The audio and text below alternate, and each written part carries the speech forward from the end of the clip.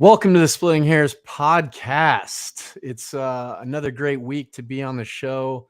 We're 2-0, so that's always nice to springboard into a new game week with a clean record so far. I'm joined by Stack and Mark Gronowski tonight. What's up, guys? How you doing? What's going on? Feeling good. How you guys feeling?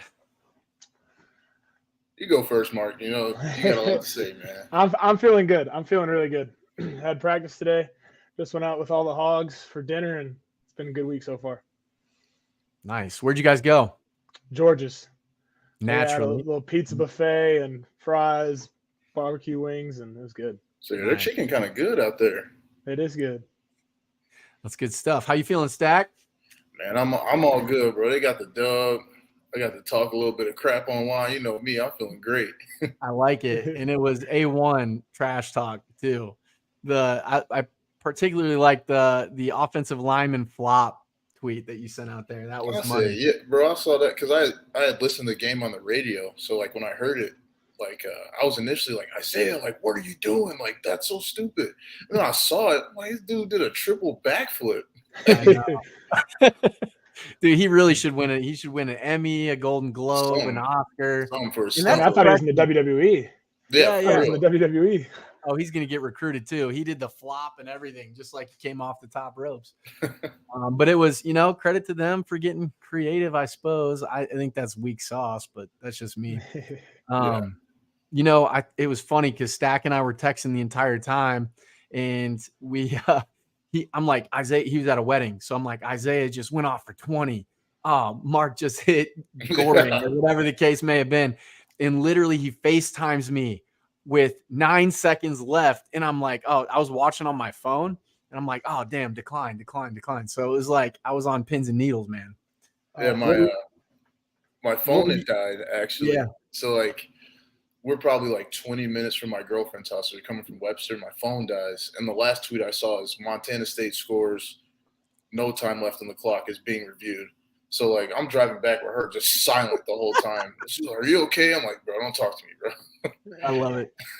Well, before we deep dive into all that stuff, I want to give a shout out to our sponsors. So if you've been listening to us in the past, Cottonwood Coffee has been with us since the very beginning. So I want to give a shout out to them. Cottonwood Coffee and Bistro out of Brookings, South Dakota.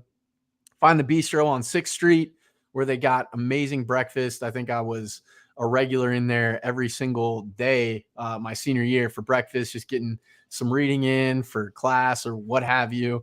Would grab their coffee. They got great Costa Rica blend, Ethiopia blend on drip. They also have phenomenal espresso to keep you up throughout the day. And don't forget to check out their e-commerce. Their e-commerce at cottonwoodcoffee.com. Sign yourself up for auto subscribe so that way you can get your fix in regularity, and they have some discounts for that as well. Also want to shout out True North Retirement. They help folks of all stages of life secure their assets, whether they're going through a death in the family, protecting their real estate's assets, or they just want to pay fewer taxes. So it's not about what you make, it's about what you take home, and they'll help you take home more of it. So shout out to True North Retirement Team for all the support of the podcast, hook and stack up with a high quality mic, letting us do all the production quality we do, getting Jocelyn Ray Photography on board to give us some exclusive content. And they came out with a hard picture of Mark, Jimmy, Garrett, and the boys. That was sick. Mark, did you catch that picture? I did. That was an awesome picture, and that gave me chills just looking at it. Woo! It was nice. It's crazy because, Matt from Jackrabbit Illustrated and I were like talking about how much coverage there is out there about the Jacks now. Literally back when I was playing, like, which isn't that long ago, I don't think, like maybe 15 years now, we only had Terry Vanderveck really covering. So like what Matt Zimmer does, we had one dude. That's crazy. That's it. Because I feel like there's so many now. There's so many. It was hard to even Google South Dakota State, man. It, not throwing shade, but it was tough sledding out there to get any content to your family out there. But now the ante has been upped. And talk a little bit about the atmosphere of the MSU game. What was that like? It was definitely one of the best atmospheres I've ever played in, hands down. I mean, the crowd itself was just the loudest it's ever been in Dana J. And, I mean, you saw the effect that it had on the MSU offense and the 9 false starts it had. I mean, I mean, that changes the game completely. I mean, if the crowd's not there into the game like that, it could have been a different game. So, I mean, it was just so special to play there and just play in front of all those fans, and it was a lot of fun. I've never seen the student section so live. Yeah, no, they were there completely packed 60 minutes before the game. I've never seen that before. And hopefully how fun that game was for everyone and the fans and even us included, hopefully that just triggers more fans to come even to the next couple games as well. Yeah, no doubt. Stack, what was your takeaway from the atmosphere?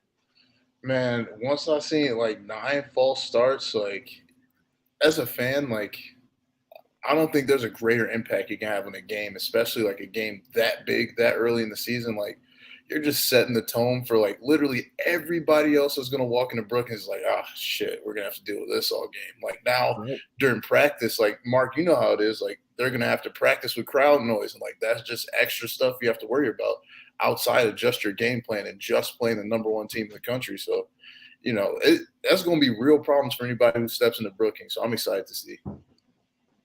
And we got a tough slate at home, which is excellent this year. We get the big dogs, the heavy hitters in the Missouri Valley at home with North Dakota State, UNI. So those are quality programs to see in the friendly confines. And I know Hobo Day is always lit, right?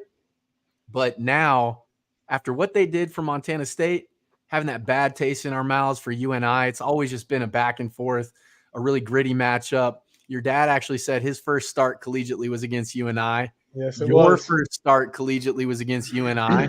Pretty crazy little serendipitous moment there for you guys. Oh, for sure.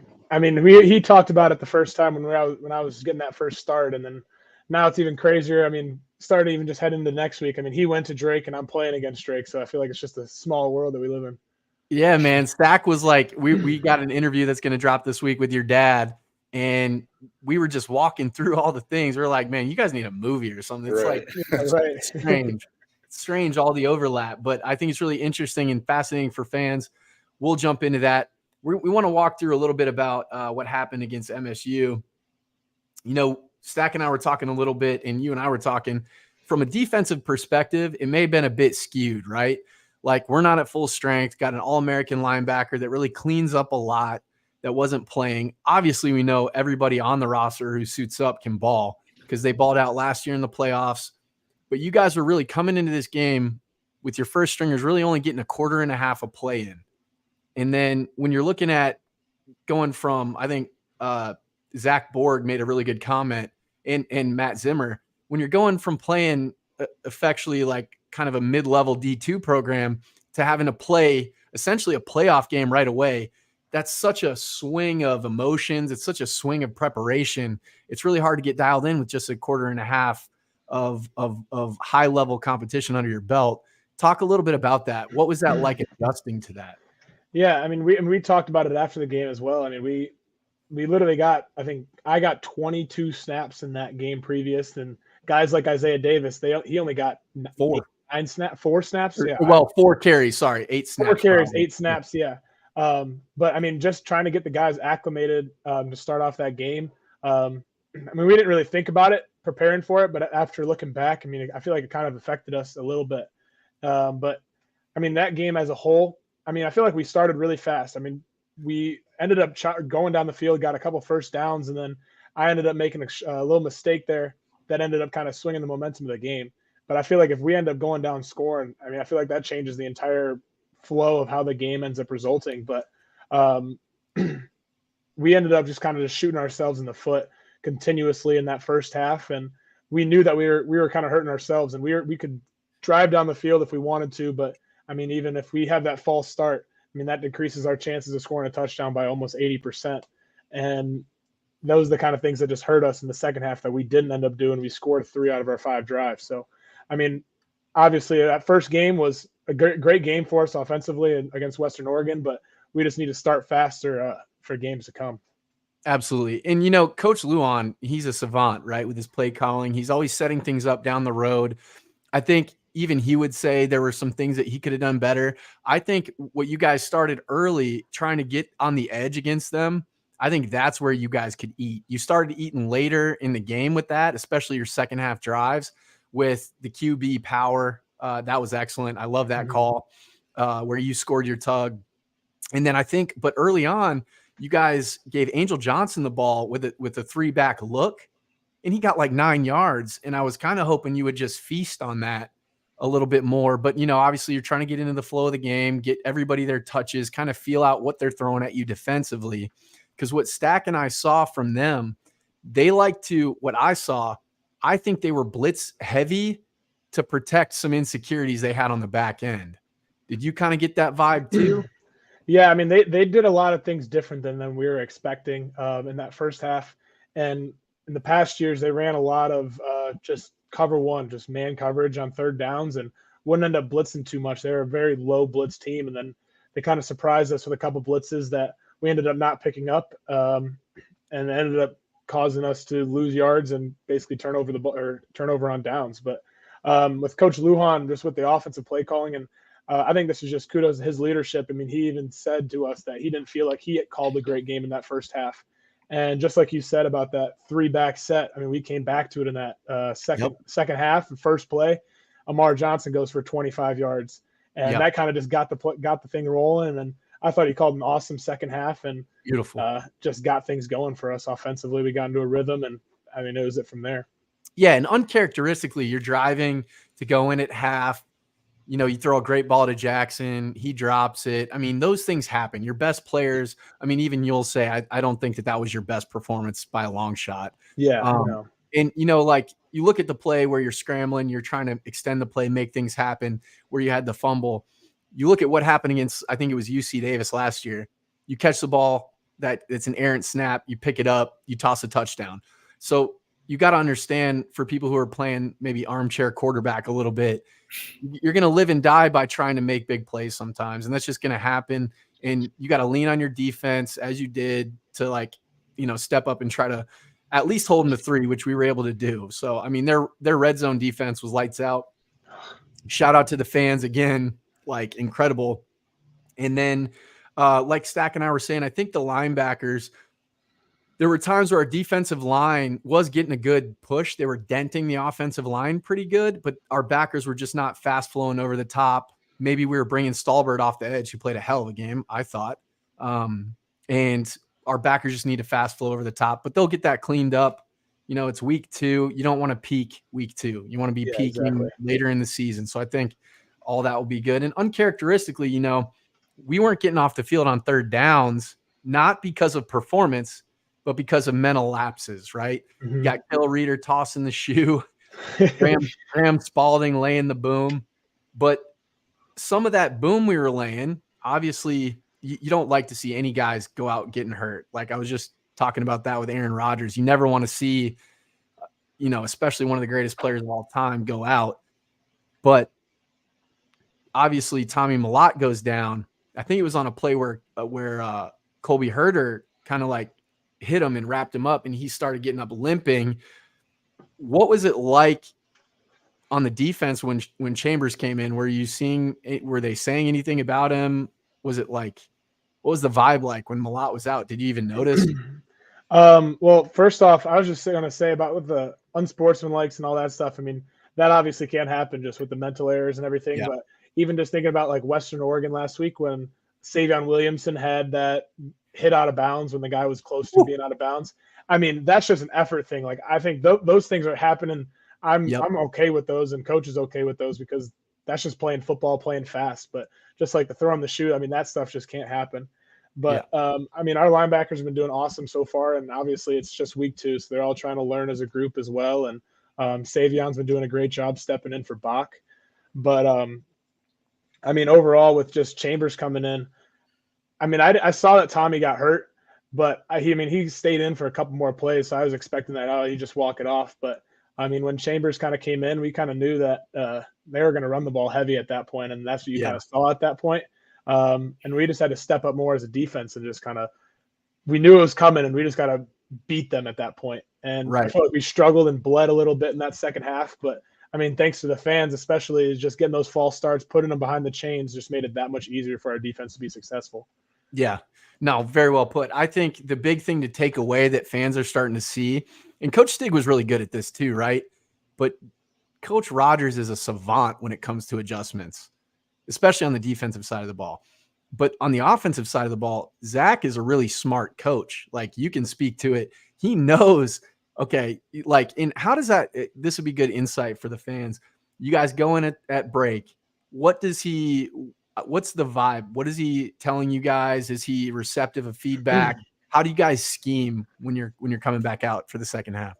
Yeah, and I was just with the defense as well. I mean, Rogers has been awesome with just, I mean, helping Bob it as well, just because he knows the defense so well. And in that game, we kind of got stuck in a couple of checks defensively, but I mean, coming in the second half, we fixed that and we're able to get past that. But offensively, I mean, Luan's such a smart guy that he just knows so much of what's going on, and obviously all our coaches do as well. But I mean, going back to even just watching film, Luan just sees film so well and understands what guys are doing on the other team, and if they're in this alignment, that this play is going to be good, and just being able to see that is such a special thing. And coming into that second half, him just realizing like, okay, they're not running what we're expecting, and they're running a lot more of this and this and this, and I know that this can attack it, and this will be successful. And that's what you saw in that first drive coming out, that we ended up seeing that safety was attacking and coming down hard, that we ended up throwing a couple slants behind him. And just those little things just help us be that much more successful. Yeah, no, that tracks. And that's what we're seeing on the field in terms of production after those adjustments. One of the things that I'm curious about, because I think a lot of fans will see certain things and not really recognize the difficulty. When your feet are getting a little more unsettled in the pocket, like they were kind of later in the first half, I want to say, what is that a result of? Is that you working through your progression, your internal clock is ticking, you're trying to get the ball out, or what? Walk us through that. Let us know what you're feeling. Yeah, I'll say it myself. I mean, I struggled in that first half. I felt like the game was moving a little too fast for me. I was kind of putting, I would say, a little too much pressure on myself, trying to play above my abilities. And I just really had to take a step back, breathe, and relax. That, like, it's just a game. We got to have fun with it. We can't apply too much pressure to ourselves. Yeah. And in that points in the game, I was kind of just seeing my first read and kind of just almost panicking a little bit. But as the game started to develop and I started realizing, like, I just got to go out there and have fun. And I feel like people could see that in the second half, me calm down a little bit. And I was able to see all those reads and kind of come through and make the plays that we needed to make in that second half. Yeah, you were a lot more composed. That's for sure. Your ball, like what it looked like to me from just a lay person. My cousins are all the quarterbacks. I was just a blocker when I was playing, but they're walking me through it, and essentially, like, when they're trying to aim it or put the ball in perfectly or just really guide it in, that's when they're playing too tense. And Yeah. specifically a couple times in the second half, like, you ate a blitz from a free safety blitz and you still threw a perfect ball to Graham. He didn't locate it. It literally landed right at his feet. I was texting Thomas, like, man, if he located that ball, he's still running. Yeah. Right? Oh yeah, for sure. So that was good to see as you settled down, especially with heat coming in your face like that. So what I really want to know about, and I know the fans do too, walk us through the very last little bit of the game when, it's a drive for all the chips, all the marbles are on the table, number 1 seed potential. We got to have it. Walk us through what you're thinking, what the guys are like in the huddle, kind of give us a glimpse. I said it in the interview after the game that, I mean, while we were in the locker room and that entire second half, all we just kept saying to each other was believe, believe, believe. And going out there, we knew that this is what makes championship teams great. That's what makes the number 1 teams the number 1 teams, and that we needed to go out there and go make plays in that final drive. And when we went out there for that first play, we saw him in man coverage, and we called a play that kind of has answers for everything, but a really good answer for against man coverage, which you saw there. And it was really great to see that Graham ended up going out there, making a play on that. And going into the next play, I mean, we got Griffin Wilde in, and we call a screen to him, and he just makes an awesome cut. Evan Berenson blocks 2 guys at once, and it was just off to the races. But it was really cool to see that before that drive, I went up to Griffin and Graham and told them that they're going to end up making plays in this game, that we're going to need them down the stretch. And it was cool to see both of them end up making those plays that we needed. Yeah, that was awesome, man. Your leadership and your poise when the game's on the line is strange to me. Like we've not really seen that really consistently. We've had dogs at quarterback, right? We've had Sumner, Ryan Berry. We've had Taryn. Aaron Yeah. Christian. Like, I mean, he's a savage.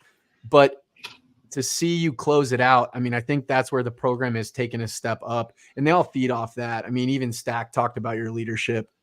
He said you're grandfathered in now. You're actually a Chicagan. That's what Stacker sent me. Stacker sent me the ID and everything, so I sent him a I Chicago can say I'm ID. from He is Chicago. formerly a Chicago native. He's now been anointed in. He's in. So I think he was saying if you repeat, then it's like you get Chirac status, like you got that dog in you. Oh, is that what he's saying? Is that what he's saying? Oh yeah. That's awesome. But yeah, so what's so wild to me is you got a freshman who's playing like he's always been at this level. Like he just doesn't know what he doesn't know or something. Like what is like he doesn't look phased. He's beating guys in one-on-one coverage. Like, and is he 18? Is he shaving yet? I don't even know. I don't think he does shave. I mean, he's 18. He's a young bull, but I think what the best part about it is I almost think that he doesn't know any better. He just knows work. Like he's out there every single practice. He does not want to miss practice, and obviously he's had to miss a couple with a couple bumps and bruises here and there. But I mean, when he's there, he's ready to work, ready to put in the time, and he doesn't want to get out. Like he wants to be in every single rep to try and get that much better and build that connection with me. I mean, we're getting in extra reps after practice, so we can start getting that connection a little bit better. And it's just cool to see how much he's grown since he's got here in June, and to see how much he's excelling in these games. And he's going to be a special player for the Jacks for a while. No joke. And then Graham Goring kind of came out of nowhere for us as onlookers to see a kid who's kind of built like the Yankees. It's kind of be tough to tell the difference between the way they move out there. I mean, he's got great movement competency.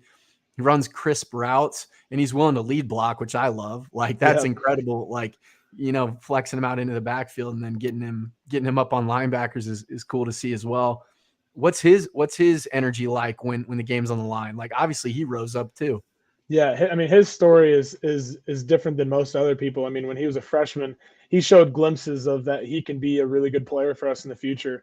And then he's just kind of been having a lingering back issue for a long time, his entire sophomore year. And I mean, some of us even asked, like, is he ever really going to play again? And he was kind of questioning himself.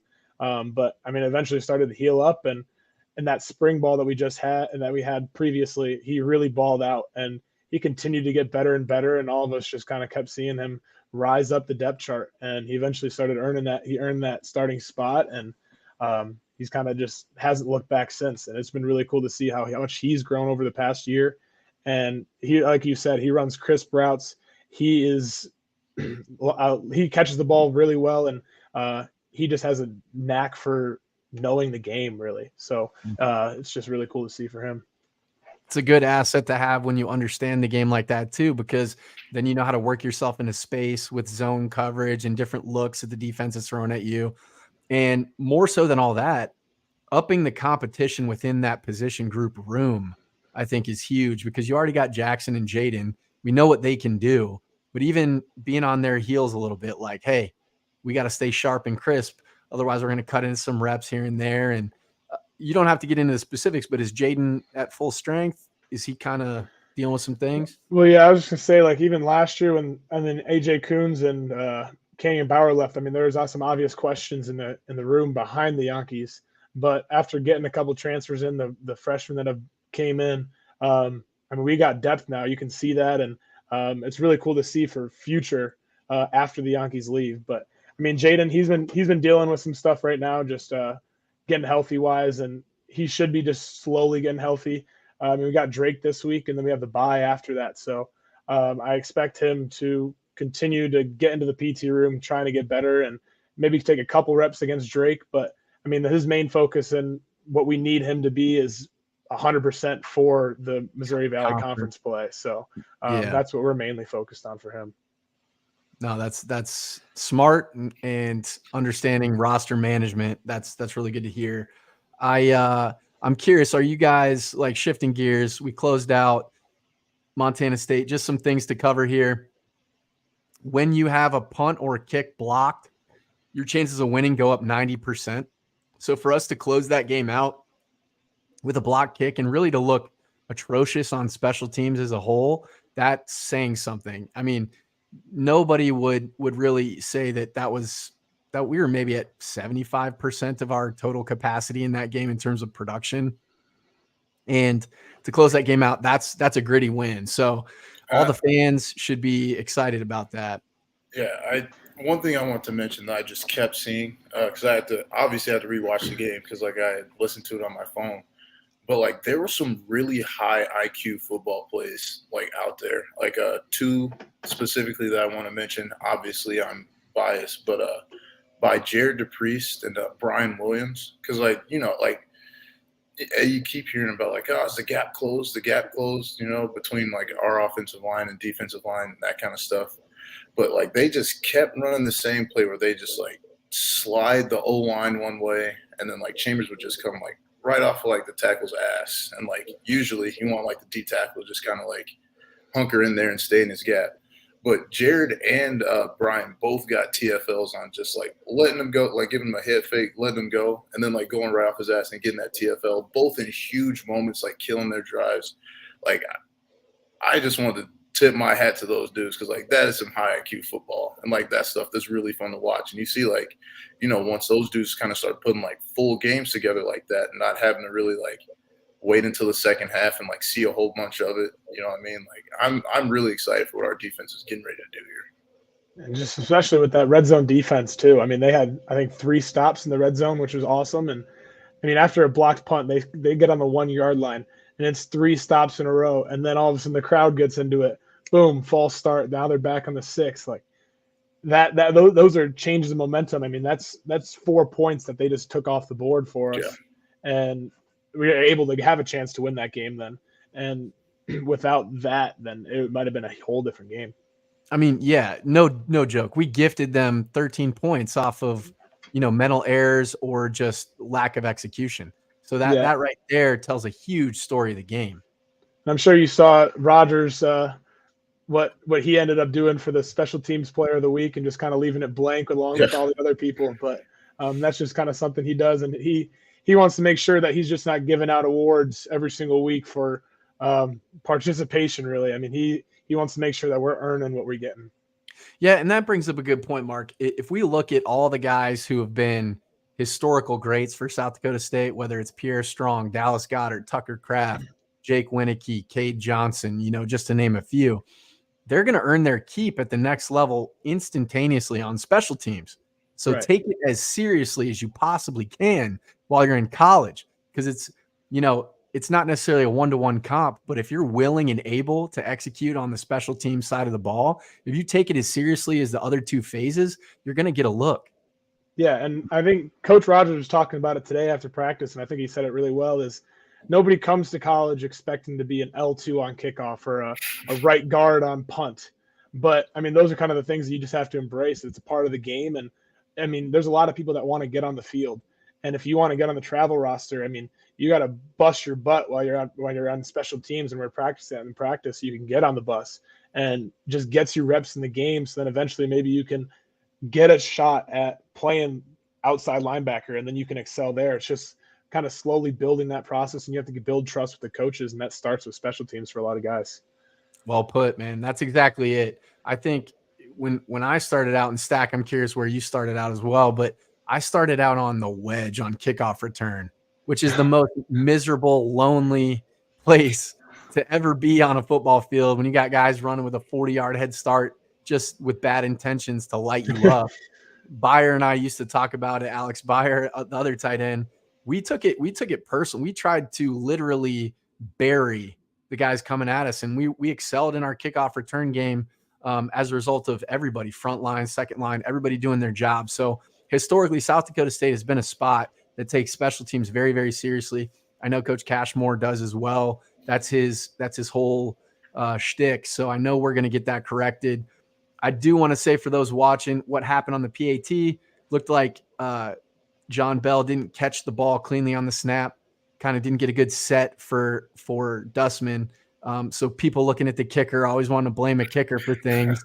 Wasn't necessarily his fault. Same thing on the punt. It was a protection issue, not Punch shield. Yeah, not Dustman's time of get off on the punt. So let's take it easy on Hunter, who's shouldering all those duties.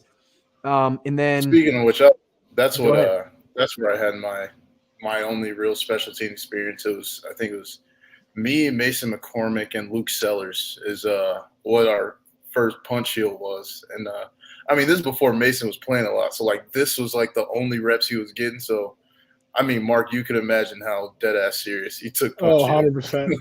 So like, I've heard stories. Yeah, so I mean, we had to, if he was going that hard, you already know me and Luke had to go hard too. So, and that's like, especially for this year, like if you're a fringe O lineman, D lineman, like you want to make the bus, like punch shield's your way to go. And it's not hard to be like standing there and light someone up. You know what I mean? Obviously, like seeing, where they're bringing pressure and all that can be confusing. But like, it's all about just at that point, just hard. Like, all right, like this dude's going to try and run through my face. Am I going to let that happen or no?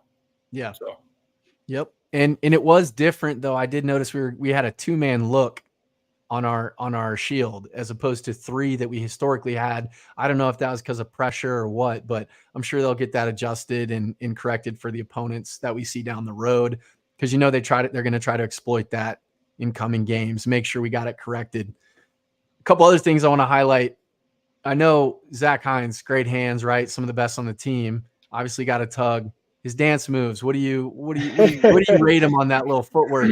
I'm rating it a 10 out of 10. I mean, he got all 3 other guys around him excited. They were started doing it as well. But I mean, he's been planning that since fall camp, and he tells me every single day, he's like, I gotta throw me a touchdown because I can't wait to do this dance. And he'd show me it, and he does it to like every song in the locker room, and he's like, it works with every song. It's the best dance move you can do. Hines is he was excited to do that. Hines is terrifying. I love it, man. But what I want to highlight more for him is the value add that he brings to blocking. I mean, like really, he's setting the edge, getting out, leading up in front. And then another guy, Gus Miller, who really got to second level and helped you spring some runs, specifically your touchdown run. That's always good to see when we're getting a better climb. I didn't see a great climb the first game. That first D-line Stack and I talked about, that was a huge D-line. Really an FCS to FBS caliber in terms of size and stature. Yeah. But we were able to start to do some better things. Really, we were running right in the teeth with Isaiah at first. And like you said, the adjustments from Luan came, and then we were really able to eat all day throughout the second half if we wanted to. They beat us in time of possession in the first half. They doubled up. Of course, that was to a lot of self-inflicted wounds on our part. But we were able to get it corrected. We got the win. Let's flush that and move on to some familiar foes, at least from your family standpoint, Drake. So when we're talking the Drake Bulldogs, what does that mean to you? You want to walk us through it? I mean, I want to beat them just to beat my dad, really. I mean, he's always talks about them growing up, how they were the powerhouse of the Missouri Valley back then, and how he beat Iowa State. And I think it's just going to be pretty cool to get a chance to play his alma mater. And I know my sister, when she played at Butler, she got a chance to also play against them. And I'm pretty sure she won, but I need to look back at the stats so I can give some more crap to my dad. But what sport did she play? Cool opportunity. Softball. She played softball.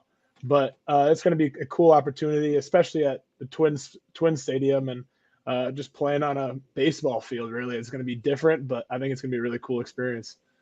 Yeah, I'm excited. I'm going up there with my family for that one, so we're excited. Stack, you going to be at that? Oh yeah, let's go. Oh yeah, I love it. What's cool is I think my dad's bringing like 12 of his buddies from his college team, which is going to be a pretty cool thing to do too. Is just meet all them and kind of see them again, I guess. That's tough because you're really gonna have to do it to them, though. Exactly. That's tough, man. You're not going easy on them at all, not even for a little bit.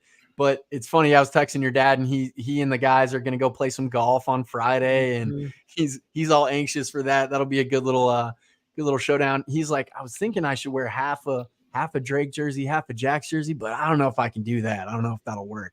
Yeah, no, I don't know what he's gonna end up pulling out, but he's gonna pull out some sort of trick out on game day of wearing either the Drake shirt underneath or he's going to pull out a Drake hat or something because he needs to support his alma mater. And I can't give him any crap for that. But also, he said he's going golf on Sunday or on the day before the game. But I mean, he doesn't really golf much, so I really can't see how. I know he's going to be listening to this.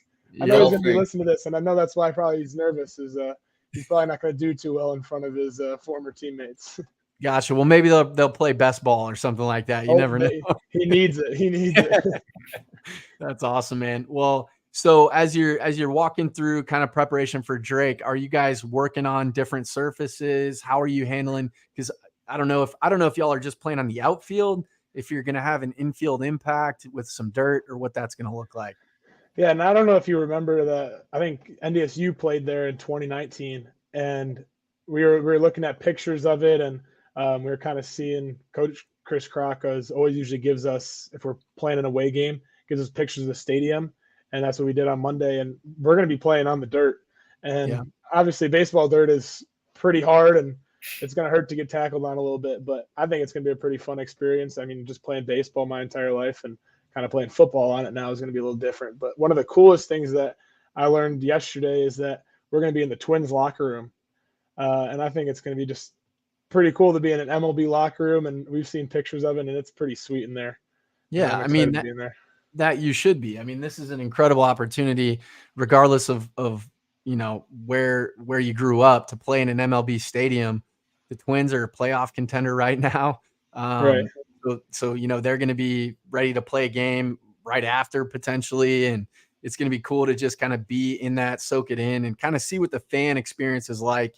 Because we're going to be extremely far away from the field, I'd imagine. So it's going to be a little bit different. And when you're prepping for an opponent like Drake, obviously you got to take everybody seriously, but it should be a situation where we're able to assert our will kind of early on. What are you guys seeing from film breakdown? I mean, overall, we're kind of just slowly getting into it. We're kind of just going over the base game plan right now, just more first down, second down, and everything. But they do a lot of good disguises between their cover 1 and cover 3. A lot of it looks very similar, but we're just going to try and take advantage of.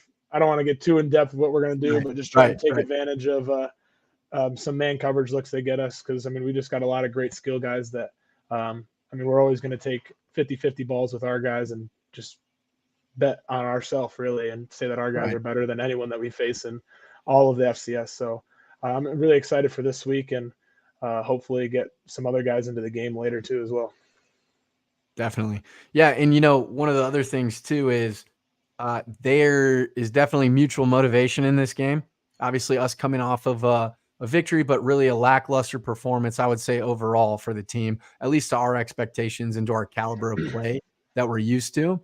And then they're coming off a loss that they really should not have experienced as well, to a lower level team. So they're going to have a bad taste in their mouths. They love nothing more than to upset the Jacks national title defense, throughout this season, coming into a cool environment for them as well. They're going to get that opportunity to play in front of a crowd like that also. So it's definitely going to be something to look at and see how they play and how motivated they are coming into this game.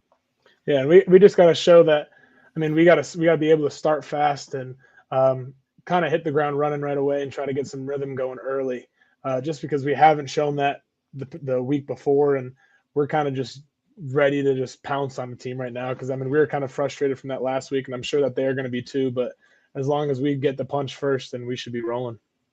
Right. Everybody likes to start fast and continue that momentum. Momentum is definitely a factor in the game. When you look at early on to kick the game off, do you like when we defer, or do you prefer the ball in your hands to start it off? I like having the ball in my hands first, and just getting out there and scoring right away, getting up 7-0. But I know that Stig like this, and I know Rogers likes it as well, that we just get to defer first. And we have one of the best defenses in all of college football, and having them get a 3 and out, and then they're kicking to us, and we get even better field not coverage, but position. Field position where we start on the field. It just gives us that bigger advantage for us, and we can go even score again and kind of just get things rolling that way. Definitely. When you're looking at like play calling and things like that, obviously as a quarterback, you probably want to air it out a bit here and there, But do you like it when we just possess the ball and you're able to kind of see Isaiah assert his will, Amar get involved, and like what? Talk us through that. Do you like a balance, or do you just like seeing us punch it down their throats?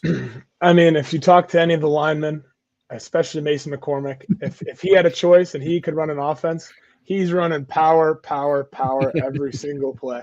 But I mean, I always like mixing it up. I like having a balance, and I think that's the key. And just having Isaiah on our team and even Amar Angel is just having that effective run game just opens up the pass and opens up the play action pass that much more. And I mean, those are special guys, especially Isaiah just running the football. I mean, you saw him throw a guy again on that stiff arm, which was just, it's disrespectful.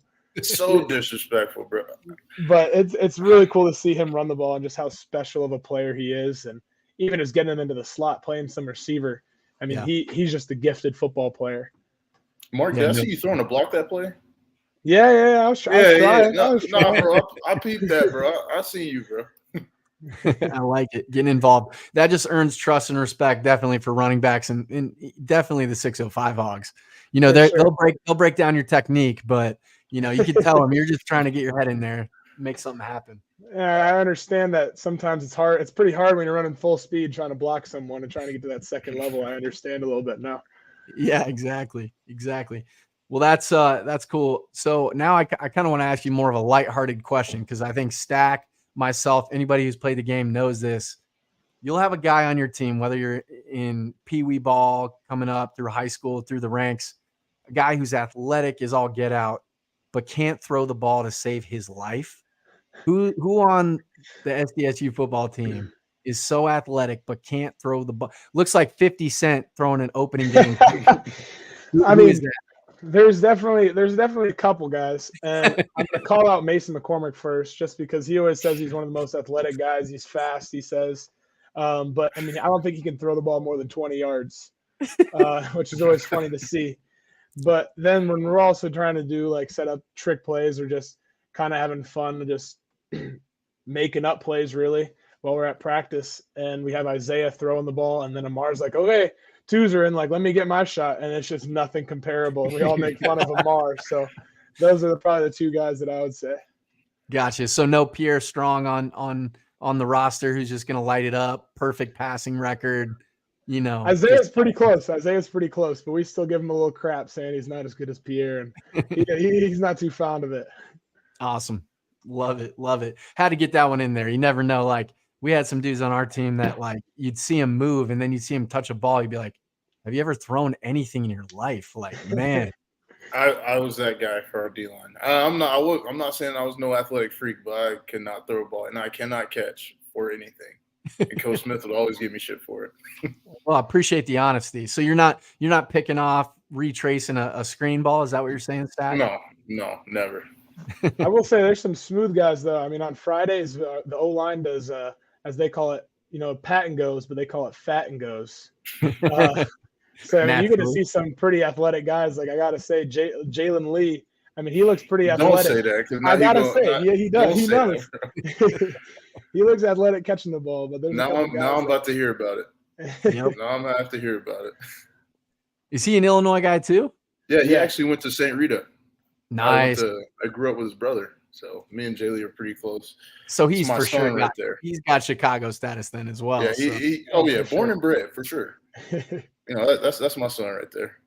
Shout out to McCormick's here, high jumper Stack. If you didn't know, Mark, Stack was a high jumper. Oh yeah, 6'1". Let's go. Stack, high 6'1". Oh yeah, athlete over here. Let's go. Oh hey mom, by the way. I also got to say, sorry about talking about Mason, that you can only throw 20 yards. Mason will tell you, like, if you listen to him, he's Superman. He's stack up basketball or literally anything. You ask Mason about anything, he'll tell you he'll whoop your ass in it. Naturally, competitors compete, man. Oh yeah, you have to all day. So that's funny to hear. So what was the whole overall vibe? I guess from the team coming out of that game, like, happy, proud they got the win, but I'm sure they were frustrated they left a lot on the table. Yeah, I mean, it was kind of a tale of two halves in that game, And it was basically a tale of 2 days after that. I mean, right after the game and going to bed that night, I mean, we felt really good. We won that game. It was an exciting way to finish, but that next day, it kind of looking back, looking at film, it kind of left a bad taste in our mouth. And we saw the points that we kind of just left out there and all the opportunities that we missed as a team. And we just wanted to take advantage of that. And obviously going into this week, we're going to try and do our best of just playing fast and taking advantage of all the opportunities that we have. But I mean, it was a very exciting game. We're happy to win. I mean, you can't ever say sorry for a win, but we just know that we can be a lot better in a lot of those moments. Definitely. Are you guys chartering? You flying into Minneapolis or are you driving? We're going to drive as a team. I mean, you usually drive if it's under about 5 hours, and shouldn't be too bad of a drive. And it's usually pretty fun with all the guys. So. Oh, definitely. Those are some of the best memories, man. Bus For rides. sure. What about you, Stack? You got memories? So I'm sure the buses at SDSU are a lot safer now that Caleb Sanders has graduated. 100%.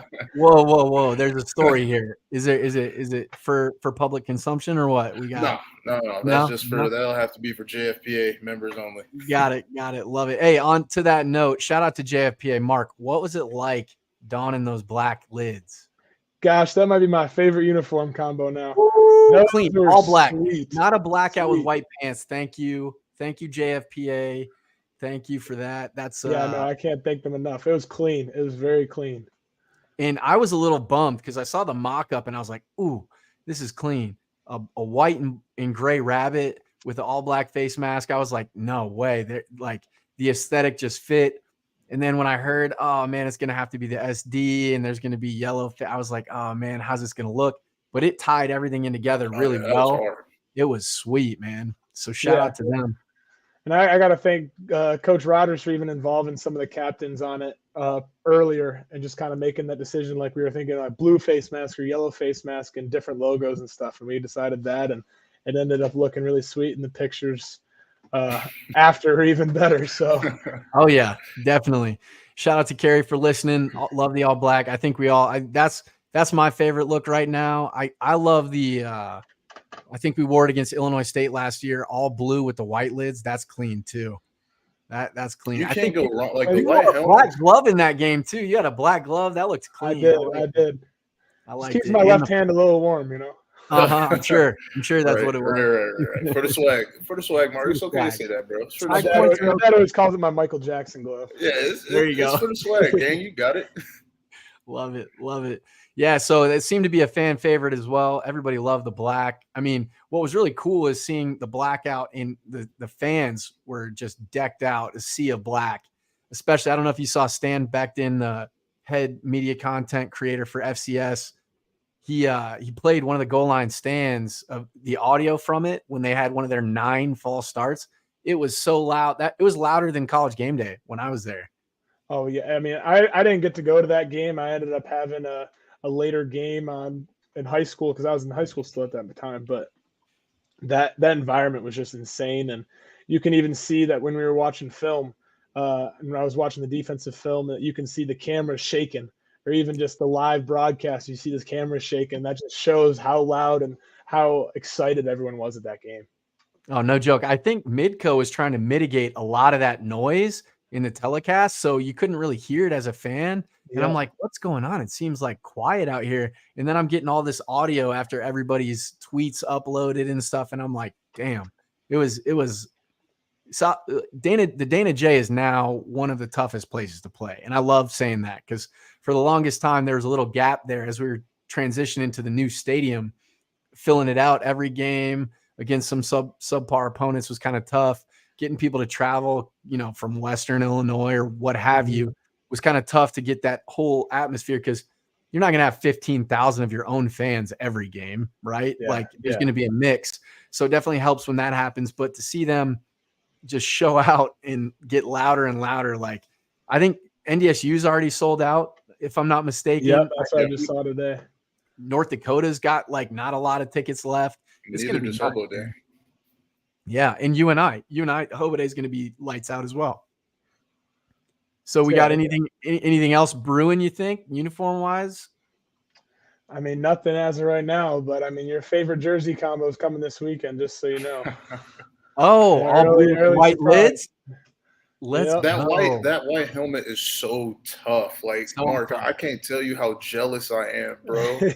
Like It's 2 definitely years a in a it's definitely a team favorite. It's definitely a team 2 favorite. years in a row, 2 new helmets.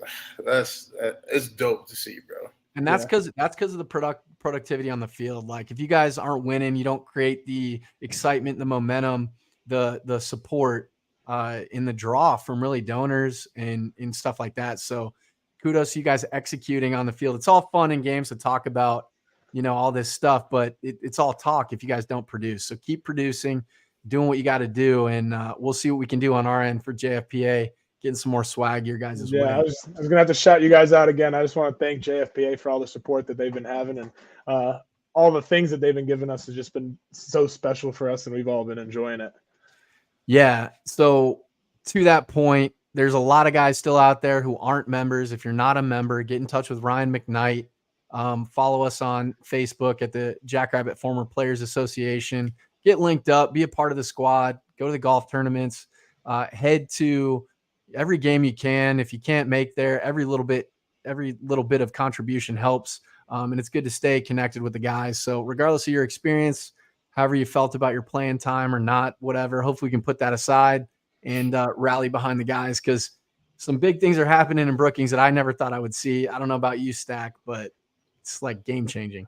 Yeah, I mean, seeing that place packed out like that, and I think, watching and like hearing how loud it was, and being there for when I thought it was loud, like I think it was the 2019 NDSU game. Like I thought that was packed, and just seeing like it being even more full than that and even louder than that. Like I can't wait to experience it for myself in a couple of weeks when I go down there. Like, and that's all because you guys are really just kicking ass. You know what I mean? Yeah.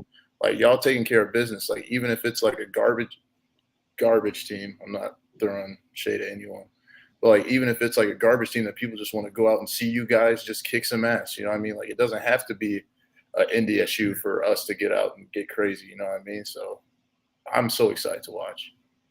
Definitely. And with that being said, I think literally seeing what the students are doing, we just try to boost the signal, right? And now seeing all the momentum from the students who are just showing up like with regularity, they're creating a better college experience for themselves. Like I never understood why you wouldn't want to. What else, Mark, Stack, you guys know Brookings, small town, has a lot of great stuff going on, but there's nothing that matches game day experience and atmosphere. Especially at a 2 p.m. on a Saturday. Like, come on now. Like, Right. I know y'all want to have fun, but it's 2 p.m. It's Saturday. You can make a game, or even the 11 a.m. games, guys. That's right. I mean, go ahead. I was gonna say it's been cool to see just the buzz around campus as well, that everyone's talking about it even before the game happens, like 3 days before, that they're talking about going to the game. They're talking about the pregame before the game, heading there and just having fun. And it's just cool to hear the buzz just around town and within the students during class as well. That's right, man. I mean, like Coach Stig says, you don't need to go uptown. You don't need to go uptown. Uptown is going to be there for you, or downtown, as the kids say. It's going to be there. Go tailgate, have a blast with your classmates, your peers, turn up, get loud, and then go downtown. You know, exactly. And then do the thing. Go downtown on the dub. Come on now. I like it. Well, Mark, thanks for your time, man. We really appreciate it.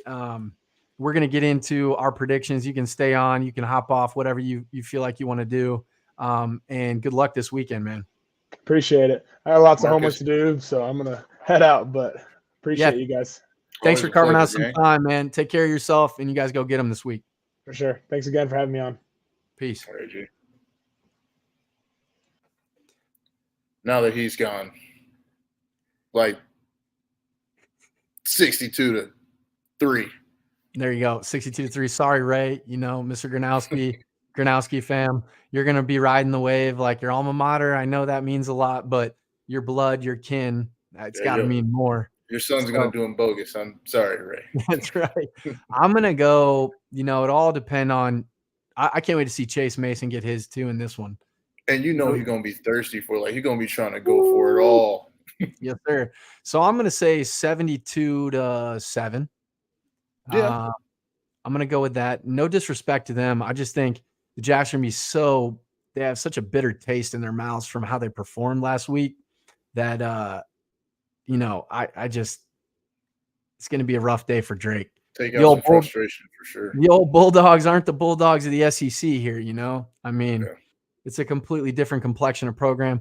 I think as far as players of the game, offensively, I'm gonna go with Angel Johnson. I think he's gonna rack up a ton of yardage. I think he's gonna get a lot more run in this one. I think it's gonna be a really exciting one to watch from an offensive perspective for Angel Johnson. How about you? Like we were just talking about, I'm gonna have to go Chase. You know what I'm saying? Hopefully we can get Mark out of there really early. And just being in a situation where you can show what you can do and being like an athlete and a competitor like that, I'm already knowing he's got to go nuclear this game. And I know he's excited. You know what I'm saying? Sir. Because at quarterback, you don't get to rotate in a whole bunch. So you just sat and watched that whole game. And I know you're just like, man, I wish I was out there. I know what I can do. I'm sure he's going to show it this weekend. Chomping at the bit. Couldn't agree more with Steve Anderson and Stack on this one. Chase on offense. Absolutely. Oh, yeah, Steve. What do you think about defense? Defense, I'm torn because obviously I'm biased, so I won't go D-line this week. I'm gonna have to go Kale because Kale Reeder, his open field tackling last game was crazy. He makes some super difficult tackles look very easy. Yeah, he goes through he runs right through that outside leg and really makes some solid tackles, specifically on a difficult quarterback to tackle. Man, Sean Chambers is a dog. I mean, he's a dude, and what he did was excellent. I like that pick, Kale Reeder. I'm gonna actually go into the chain gang on this one. I'm gonna say Tervier. Tervier's gonna have a better one this week. I think he didn't maintain lane integrity later on in the game. I think he's frustrated with his play, not getting home. And I think he's going to eat against this offensive line.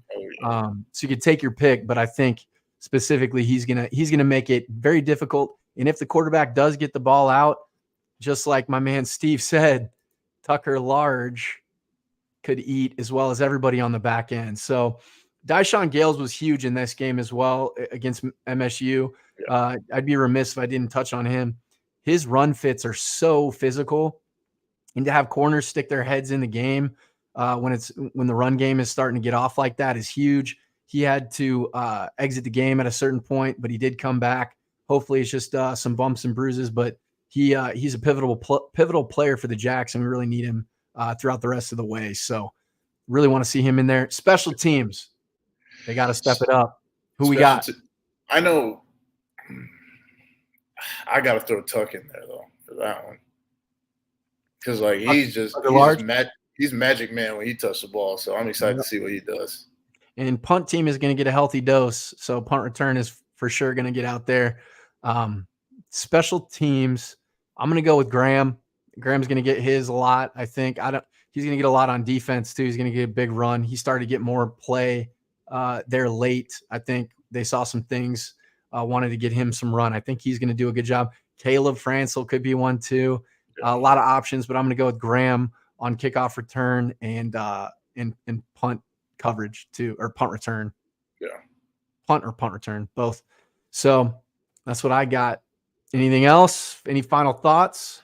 Just had to shout out all our DBs, man. They be playing grown man football, putting their face in there like they're a D tackle when they're fitting the run. I just love to see it. And, that's not super common in college football across, what I'm saying, from FBS to NAIA. You know what I mean? So just the fact you got dudes playing that hard and that physical, shows they're different out in Brookings. So I'm excited to watch them play some more also. Yes, sir. Eye-popping stats, Steve, just to kind of give you a shout out here and figure out what we got coming. I think it's going to be our rushing yardage. Our rushing yardage, I think, will be through the roof on this one. And yeah, we're going to have, I want to see the takeaway game get amped up, turn that dial up to about 1,000 and just rip at the ball when their run plays and be ball hawks through the air. So that's what I'm hoping to see. And last little thing I want to shout out here, Perry, friend of the pod here, said that the Dakota Marker game is sold out. So with that being said, if we can sell out these home games, it's only a short, quick hop, skip, and a jump to Minneapolis. There's going to be some tickets just because it's a massive stadium. Get there, show out. The Jacks are taking over the Loop. If you've heard that, there's posts from the Twin City Jacks alumni.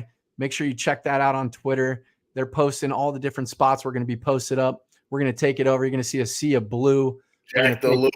Jack the Loop, baby. Jack the Loop, baby. Yeah, and we're going to end up I think it's Cowboy Jacks. I think we're going to end up at, I know Jackrabbit Illustrated and JFPA are going to have a tailgate, kind of a quasi tailgate because there's no tailgating, but that's where we're all meeting.